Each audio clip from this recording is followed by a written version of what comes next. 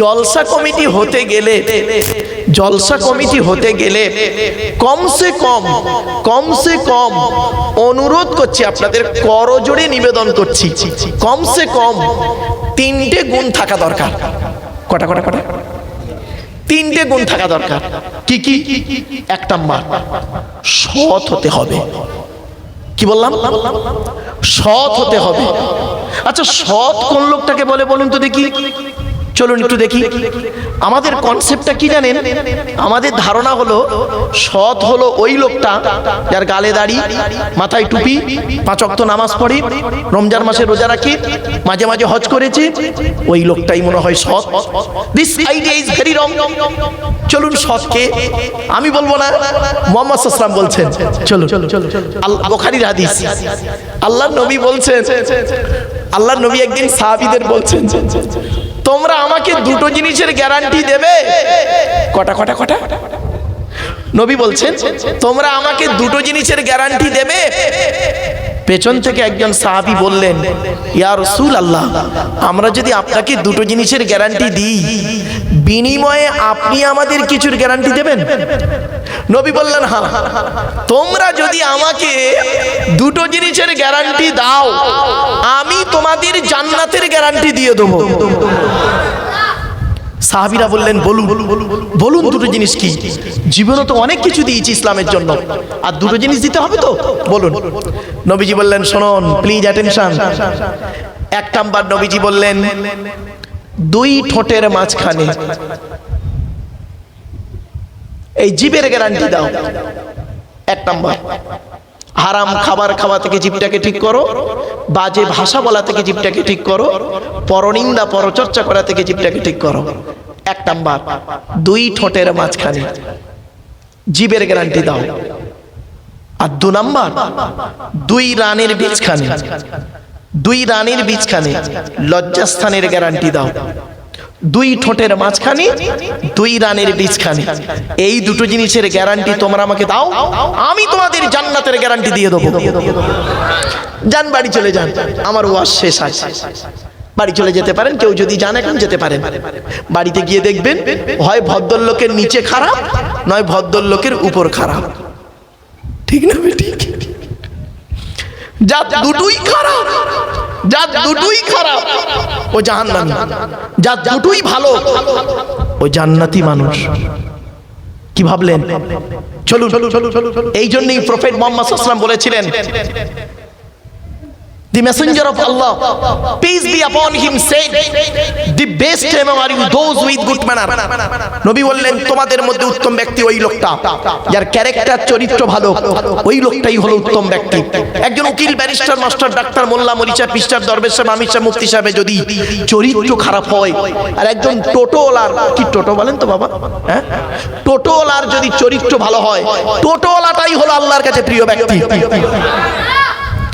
Many loss is something loss, health loss is nothing loss, but character loss is everything loss. মানুষের যদি টাকা চলে যায়, income করলে টাকাটা আবার ফিরে আসবে। মানুষের যদি শরীর চলে যায়, ভালো মন্দ খেলে, ভিটামিন জাতীয় খাবার, ফ্যাট জাতীয় খাবার, শর্করা জাতীয় খাবার, প্রোটিন জাতীয় খাবার খেলে শরীরটাও ফিরে আসতে পারে। কিন্তু বন্ধু, মানুষের যদি চরিত্র চলে যায়, চরিত্র কিন্তু আর ফিরে আসবে না। তাই নবী বলেছিলেন, 2 ঠোঁটের মাঝখানে, 2 রানের বীজখানে, এই 2টো জিনিসের গ্যারান্টি তোমরা আমাকে দাও, আমি তোমাদের জান্নাতের গ্যারান্টি দেব।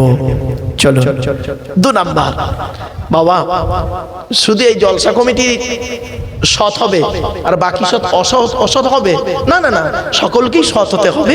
জাস্ট জলসা কমিটিকে কেন বলি? একটু অ্যাটেনশন হওয়ার জন্য। চলো, 2 নাম্বার, বাবা, জলসা কমিটি হতে গেলে দোস্ত, বাচ্চারা তো চুপ করো দোস্ত, চিন্তা নেই, এসো তোমরা উপরে, এসো উপরে আসবে, এসো, চলে এসো, থাক, ডিস্টার্ব করো না, চুপ করো। হ্যাঁ, ঘুমিয়ে আছে শিশুর পিতা, সব শিশুরই বলুন বলুন বলুন, ভুলে গেছেন কবিতাগুলো। ঘুমিয়ে আছে শিশুর পিতা, সব শিশুরই অন্তরে।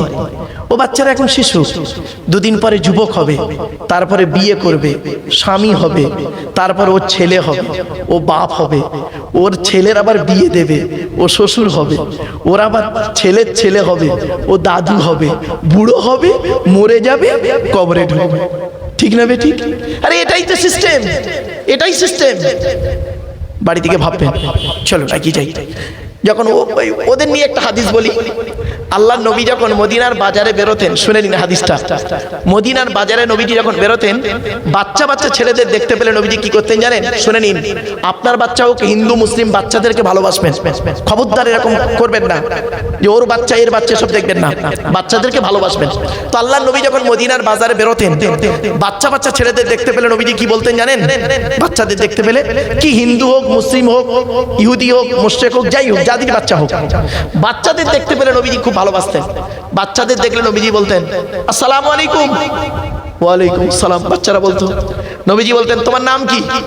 তো বাচ্চারা তার নাম বলল। তোমার বাপের নাম কি? বলল। তোমার মায়ের নাম কি? বলল। তারপরে নবী বলতেন তোমার আব্বা মা বেঁচে আছে? ওদের মধ্যে যদি কোনো বাচ্চা বলে ফেলতো যে আমার বাম্মা দুজনেই মারা গেছে, নবীজি ওই বাচ্চাটাকে ঠিক এইভাবে বুকে জড়িয়ে ধরতেন, বুকে জড়িয়ে ধরে বলতেন তোমার বাম্মা কেউ বেঁচে নেই?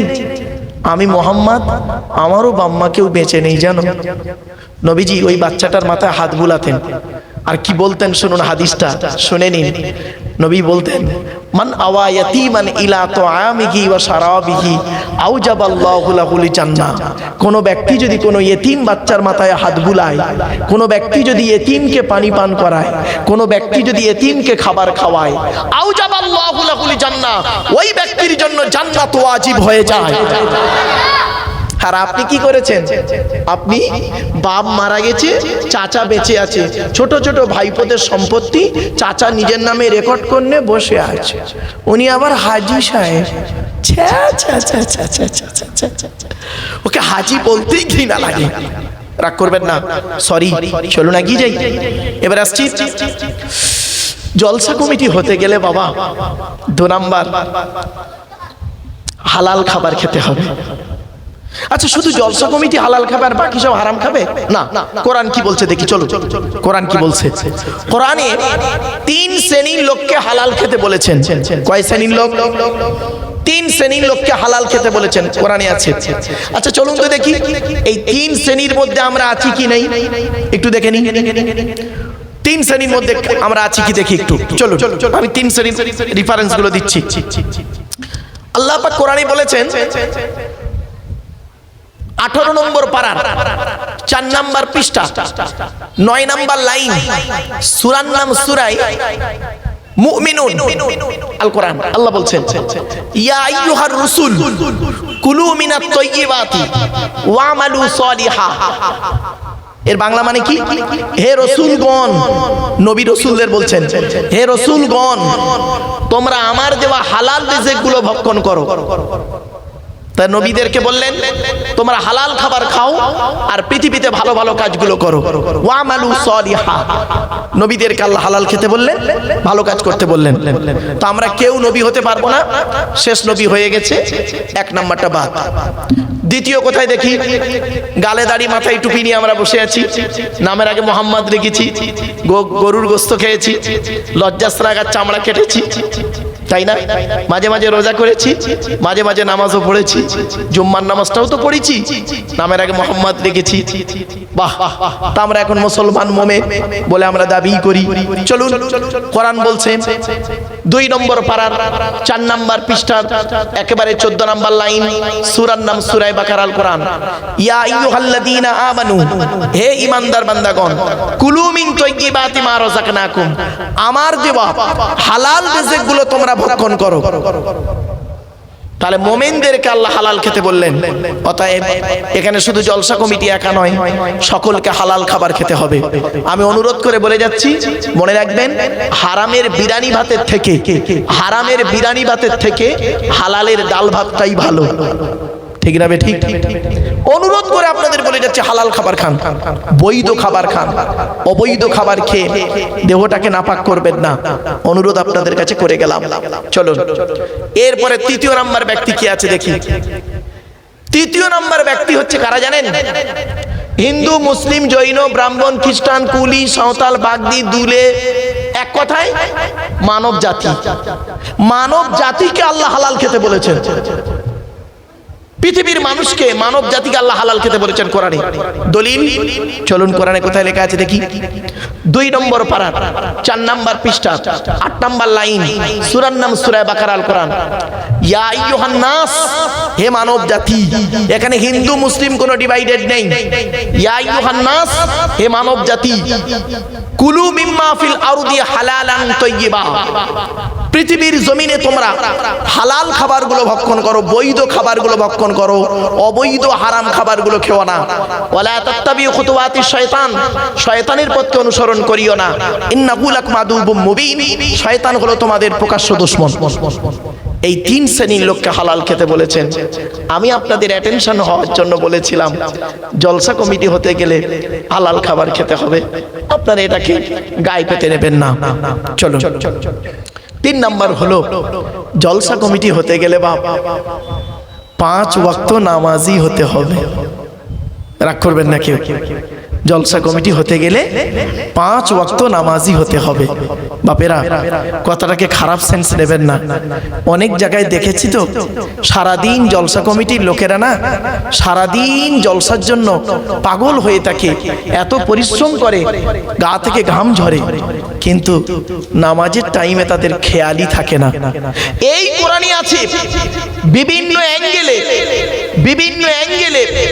82 জায়গায় নামাজের কথা আছে কোরআনে। আর এই কোরআনে আছে 82 জায়গায় নামাজের কথা। কত জায়গা বললাম? 82।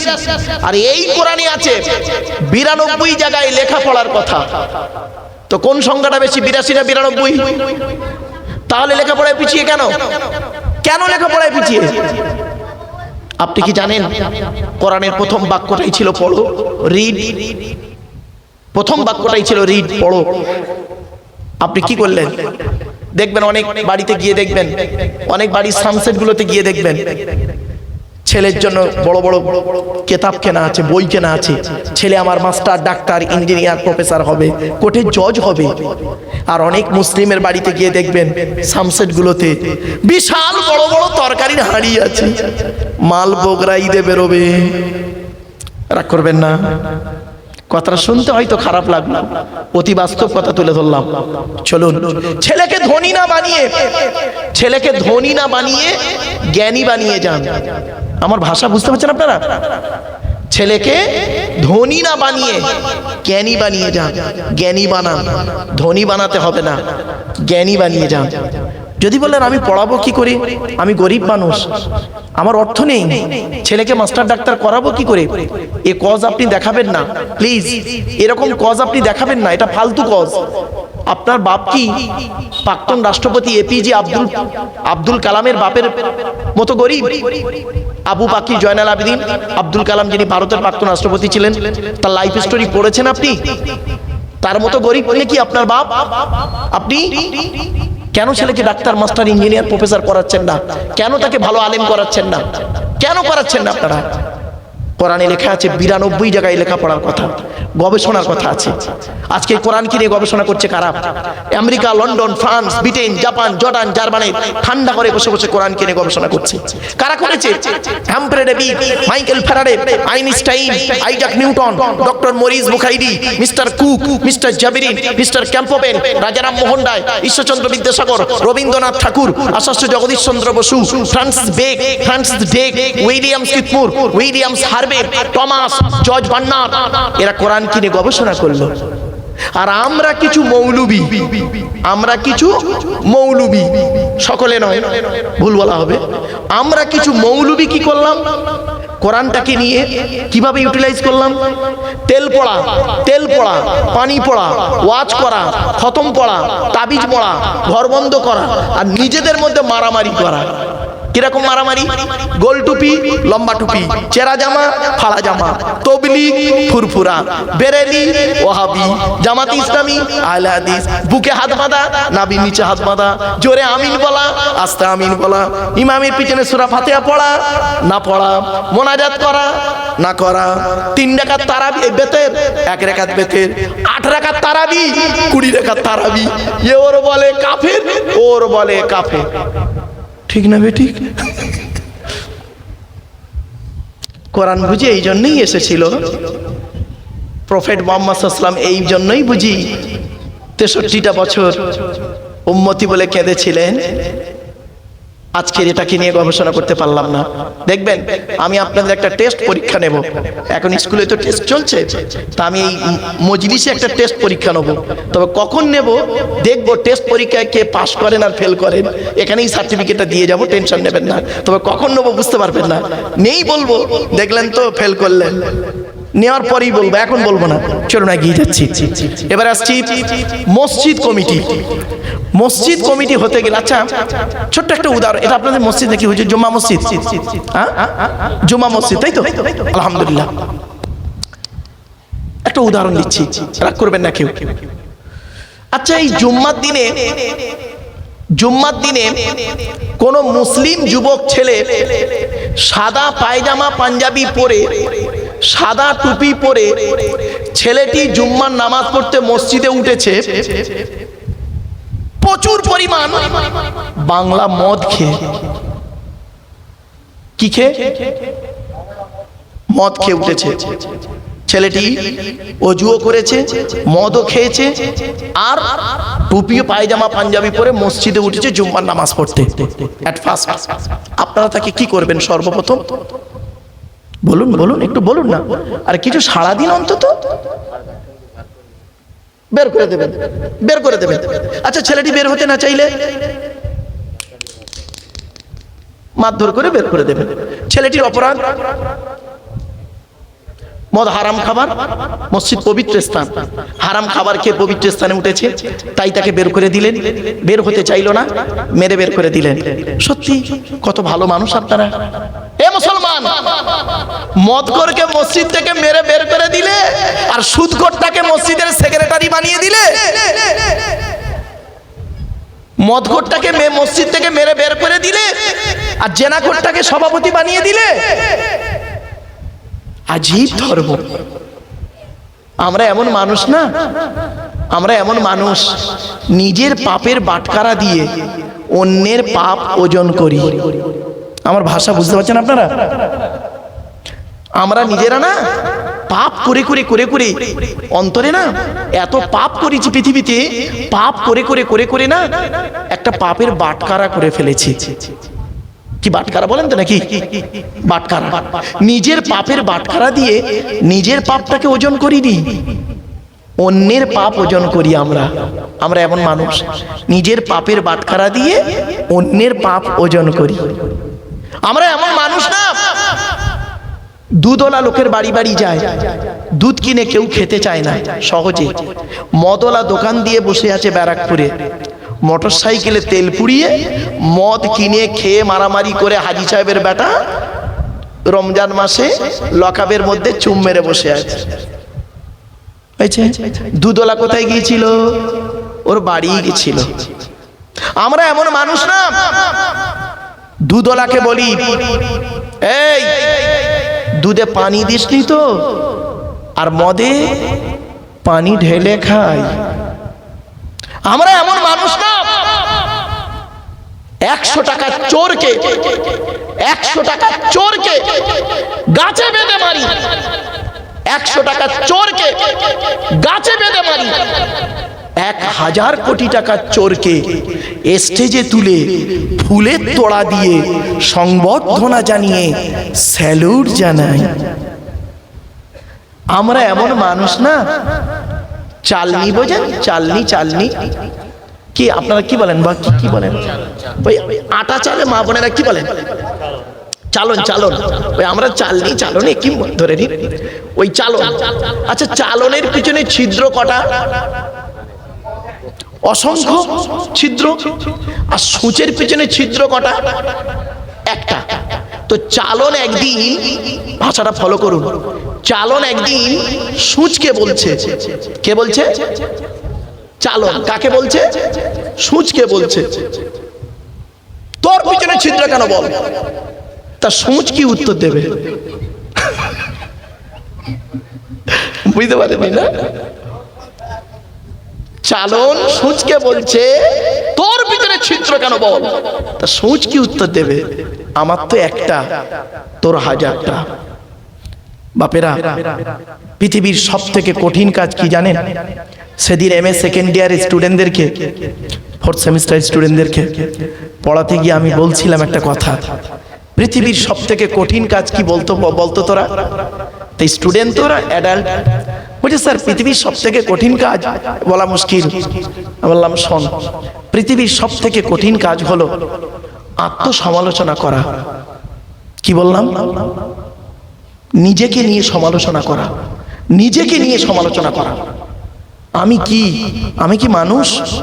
একটা মানুষ হতে গেলে যা যা গুণাবলী থাকা দরকার সেগুলো কি আমার মধ্যে আছে? ব্যাস, এইটা নিয়ে সমালোচনা করব। আমরা এটাকে ইউটিলাইজ করি না। তাই নবী বললেন হাক্কানি আলেম হও, কোন আলিমান, জ্ঞানী হও। জ্ঞানী হতে পারোনি, ঠিক আছে, আও মুতাআল্লিমান, জ্ঞানীর ছাত্র হও, তাও সুযোগ পাওনি, ঠিক আছে, ঠিক আছে, আও মুস্তামিয়ান, জ্ঞানী লোক যেটা বলে সেটাকে মনোযোগ সহকারে শ্রবণ করো। মুসমিয়ান নবীজি বলেননি, মুস্তামিয়ান শব্দ ইউজ করেছেন। মনোযোগ সহকারে শোনা, মনোযোগ সহকারে শ্রবণ করো এবং প্র্যাকটিক্যাল করো, আমল করো। আচ্ছা, তাও সুযোগ পাওনি কোনোদিন, ঠিক আছে, অসুবিধা নেই। আও মুহিব্বান, জ্ঞানী লোকেদেরকে অন্তর দিয়ে ভালোবাসো। ওয়ালা তাকুন খামিসান ফাতুহলিকু, 5 নাম্বারটা হতে যাও না, তাহলে জাহান্নামী হয়ে যাবে, ক্ষতিগ্রস্ত হয়ে যাবে। 4টে পয়েন্ট নবী বললেন হাক্কানি আলেম হও। হাক্কানি আলেম হতে না পারলে হাক্কানি আলেম ছাত্র হও। তাও যদি সুযোগ না পাও, হাক্কানি আলেমরা যেটা বলে মনোযোগ সহকারে সেটাকে শ্রবণ করো। তাও যদি সুযোগ না পাও, হাক্কানি আলেমদেরকে অন্তর দিয়ে ভালোবাসো। 5 নাম্বারটা হতে যেও না, ক্ষতিগ্রস্ত হয়ে যাবে। এখন একটি প্রশ্ন, হাক্কানি আলেমকে, কোন লোকটাকে হাক্কানি আলেম বলবো আমরা? চলুন দেখি নবীজি কি বলছেন দেখি। কোরআনের আয়াত বললে কি তিনি হাক্কানি আলেম? না। হাদিস বললে কি তিনি হাক্কানি আলেম? না। চলো, গালে দাড়ি মাথায় টুপি দিলে, মাঝে মাঝে ওমরা করলে, হজ করে আসলে হাক্কানি আলেম? না। চলো, নবীজি বলছেন দেখি, আল্লাহু আজওয়াদু জুদান ওয়ানা আজওয়াদু বানি আদম ওয়াজাদুকুম বাদি রাজুলুন আলিমা ইলমান ফানাশারাহু ইয়াতি ইয়াউমাল কিয়ামাতি আমিরান ওয়াহিদা। সহজ সরল বাংলা মানেটা বলছি। আল্লাহ নবী বললেন আল্লাহ হলেন সবথেকে বড় দাতা। আল্লাহ হলেন সবথেকে বড় দাতা। আল্লাহর পরে বড় দানশীল ব্যক্তি হলাম আমি, মুহাম্মদ সাল্লাল্লাহু আলাইহি ওয়াসাল্লাম। এরপরে নবীজি বলছেন আমার পরে, ভালো করে শুনে নিন, আল্লাহর নবীর পরে আকাশের নিচে জমিনের উপরে সবথেকে বড় দানশীল ব্যক্তি কে জানেন? ওই জ্ঞানী লোকটা, ওই জ্ঞানী লোক, নবী বলছেন ওই জ্ঞানী লোক, ওই আলেম যে ইলিম অর্জন করেছেন, ইলিম মোতাবেক নিজে চলেছেন, সমাজের মানুষকে বলেছেন, তার ইলিম থেকে মানুষ উপকৃত হতে পেরেছে।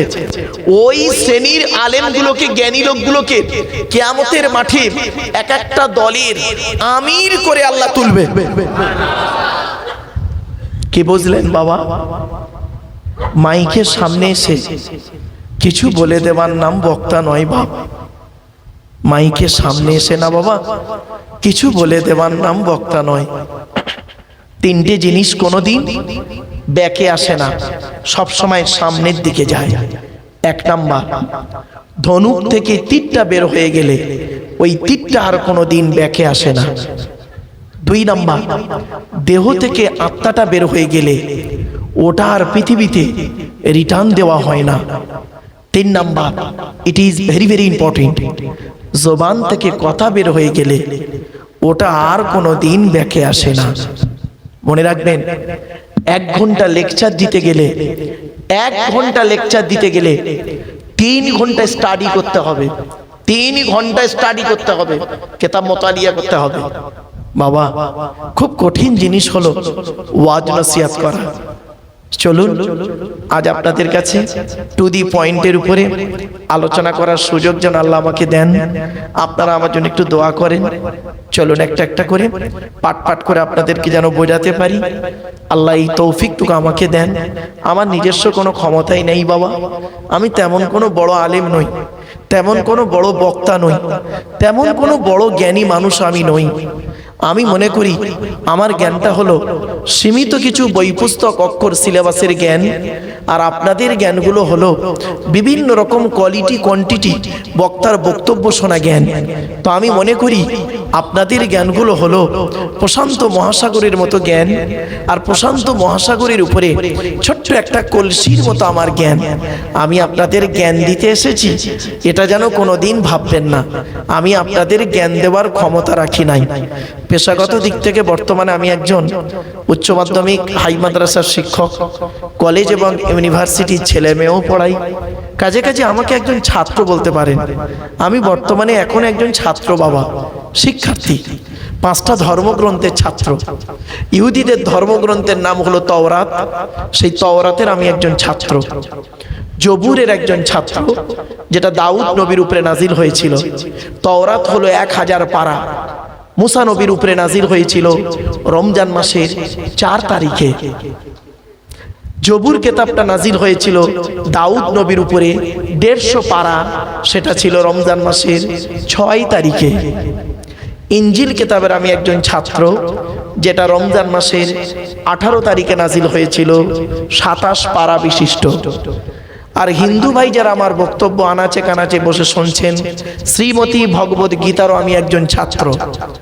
আর দি হলি কোরআন, যেটা লাইলাতুল কদরের রাতে 610 খ্রিস্টাব্দে 1 ফেব্রুয়ারি সোমবার নাজিল হয়েছিল প্রফেট মুহাম্মদ সাল্লাল্লাহু আলাইহি সাল্লামের উপরে, সেই দি হলি কোরআনের আমি একজন ছাত্র। তো এই 5টা ধর্মগ্রন্থের ছাত্র হিসাবে আলোচনা করতে এসেছি, আল্লাহ আনিয়েছেন। বাবা, ভাষাগত দিক থেকে যদি কোনো ত্রুটি হয়ে থাকে আপনারা একটু যে যেমন সম্পর্ক হই একটু মানিয়ে নেবেন। মানুষ মাত্রই তো ভুল হয়, স্লিপ অফ টাং হতেই পারে, মানুষের ভুল। যে বলে তার ভুল হয়, যে বলে না তার ভুল হয় না। ঠিক না বেঠিক বাবা? চলে আসছি। 3টি জিনিসকে ঠিক রাখতে আপনাদের বলেছিলাম, মনে পড়ছে কি না ভুলে গেছেন? কি কি বলুন তো? বক্তা, আর কি কমিটি, আর একটা কি শ্রোতা। তো বক্তা হয়ে গেল, বক্তার 2টো জিনিস দেখবে। আচ্ছা, এই কথাটা কেন আমি বললাম? কোনো বক্তা কিন্তু সহজে আমার বক্তা ভাইরা বলেন না, আমি কথাটা কেন ইউজ করলাম এখানে, বা সব জায়গাতেই করি। ভারতবর্ষ, নেপাল, বাংলাদেশ, 1994 সাল থেকে আজ 2025, বিগত 31 বছর আমার জলসা জীবনের এক্সপিরিয়েন্স, বাস্তবটাই তুলে ধরলাম আপনাদের কাছে। কেন বলি জানেন? অনেক সময় দেখা যায় অনেক লেকচারার আছেন, বক্তব্য দেন, কি বলবো, বড্ড কষ্ট হয়।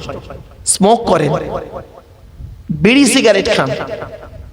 আপনারা হয়তো জানেন না, আমার চোখে দেখা কত বক্তা আছে 5 ওয়াক্ত নামাজও পড়ে না।